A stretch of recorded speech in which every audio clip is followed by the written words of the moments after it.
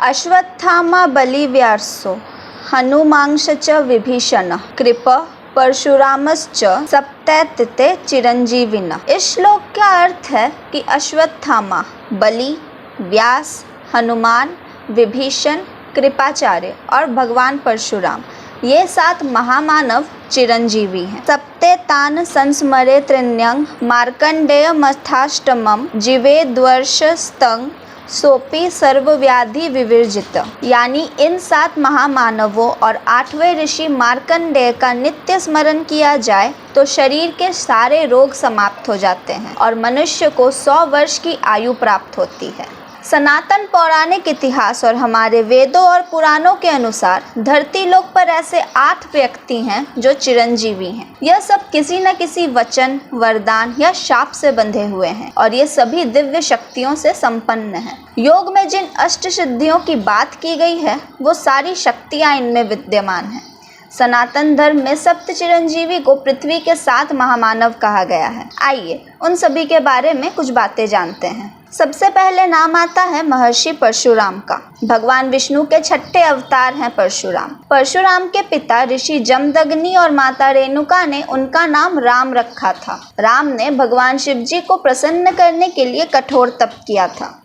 शिव जी ने तपस्या से प्रसन्न होकर राम को अपना फरसा दे दिया था। तब से ही राम परशुराम बन गए। भगवान परशुराम श्री राम के पूर्व हुए थे, लेकिन वे चिरंजीवी होने के कारण श्री राम के समय में भी रहे। कहा जाता है कि वो आज भी जीवित हैं और कहते हैं भारतीय राज्य गोवा की संस्थापना उन्होंने ही की थी। दूसरे नंबर पर है राजा बलि। देवताओं पर चढ़ाई करने राजा बलि ने इंद्रलोक पर अधिकार कर लिया था। राजा बलि के घमंड का हनन करने के लिए भगवान ने ब्राह्मण का वेश धारण कर बलि के सर पर पांव रखकर उसे पाताल लोक भेज दिया था। शास्त्रों के अनुसार राजा बलि भक्त प्रहलाद के वंशज हैं और राजा बलि से श्री हरि अति प्रसन्न थे। इसी कारण से वे राजा बलि के द्वारपाल भी बन गए थे। उन्हें भी अमर माना जाता है। तीसरे हैं हनुमान जी। अंजनी पुत्र हनुमान को भी अजर अमर रहने का वरदान मिला है। उन्हें भगवान राम का सबसे बड़ा भक्त माना जाता है। सीता जी ने हनुमान जी को लंका की अशोक वाटिका में श्री राम का संदेश सुनने के बाद आशीर्वाद दिया था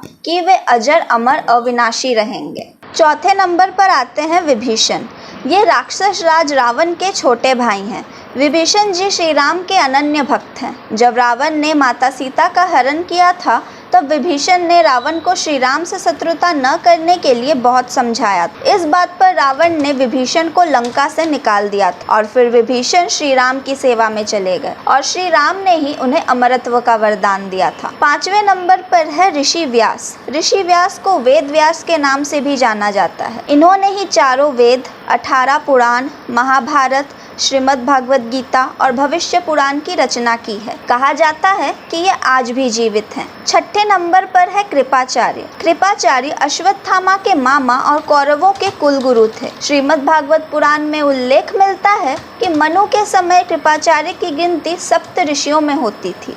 महाभारत में उन्हें उनकी निष्पक्षता के लिए जाना जाता था और कहा जाता है कि उसी के कारण ही वे अमर हुए। 7वें नंबर पर आते हैं ऋषि मार्कंडेय। भगवान शिव के परम भक्त थे ऋषि मार्कंडेय। इन्होंने शिव जी को अपने तप से प्रसन्न किया और महामृत्युंजय मंत्र को सिद्ध किया था, जिससे वे अमर हो गए थे। 8वें नंबर पर आते हैं अश्वत्थामा। गुरु द्रोणाचार्य के पुत्र अश्वत्थामा श्री कृष्ण के शाप के कारण आज भी धरती लोक पर भटक रहे हैं। महाभारत के अनुसार अश्वत्थामा के माथे पर अमरमणि थी, लेकिन अर्जुन ने वो अमरमणि निकाल ली थी। ब्रह्मास्त्र चलाने के कारण कृष्ण ने उन्हें श्राप दिया था कि धरती के खत्म होने तक तुम इस धरती पर जीवित रहोगे। इसलिए अश्वत्थामा 8 चिरंजीवियों में गिने जाते हैं। मध्य प्रदेश के बुरहानपुर और हरियाणा में उनके दिखाई देने की लोक कथा आज भी प्रचलित। तो कैसा लगा आपको 8 चिरंजीवियों के बारे में जानकर? हमें कमेंट्स में बताइएगा और देखते रहिए धर्म संवाद। मैं थी तमिश्री।